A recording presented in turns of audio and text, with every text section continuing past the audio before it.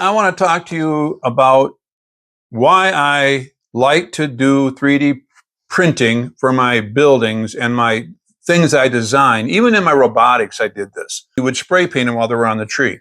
And then sometimes you would touch them up and then sand them down with files. And I thought to myself, why are we going into full body prints where we don't build them anymore? And I know from experience that when you print a full object, whether it be a robot body or something like that, you're going to have supports. And if you don't have the supports in the right place, whether it be resin or PLA, it's going to create sagging. A line can only handle so much heat and so much distance before it's going to sag. And then here's the other thing I want to bring up.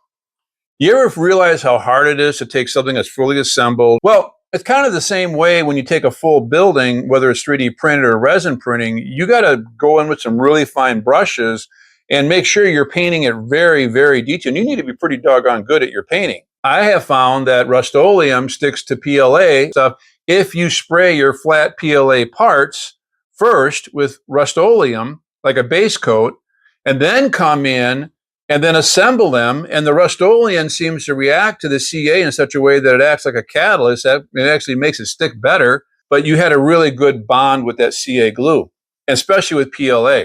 And if you add an activator to it, it even works even better. So I have found that I got really good detail. I was able to spray paint all my windows, all my walls, all my trims and all my roofs, come in with my washes, like I'm doing on the power plant station, like I did on an NNW Freight Depot. And that's where I'm getting the realism. That's where I'm getting the detail. That's where I'm getting the ability to really make that model look almost alive. And that's another good thing about printing flat is that it's low profile. You're proud of it because you put it together. I also, being an inventor and having the access to inventor, I'm able to create some really good detailed directions. So when I build a building, I take the prototype that I make, and then I go ahead and I test print it. I make sure all the windows fit first and everything, like I showed you in other videos. And then once I get that built, then I build it myself. Once I know how it goes together, I go back and I build the directions and design them and everything else, make the pictures match. And I get a very successful building that somebody else can build. Not that somebody has to just get a full printed thing. It's easy and it's fun.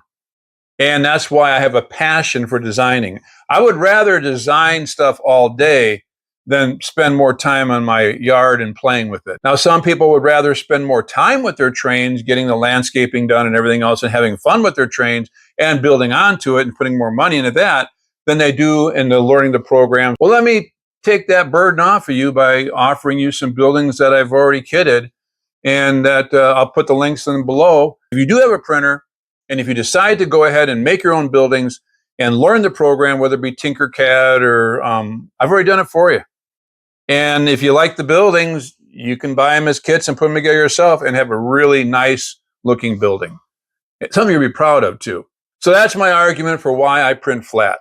No, not really. That's just a video for this to tell you why I print flat, why I think the buildings look better than just trying to paint a solid building. Not design, but to build something you're proud of.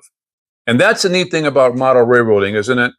Doing something that we did and being proud of it enough to show somebody else that we did it.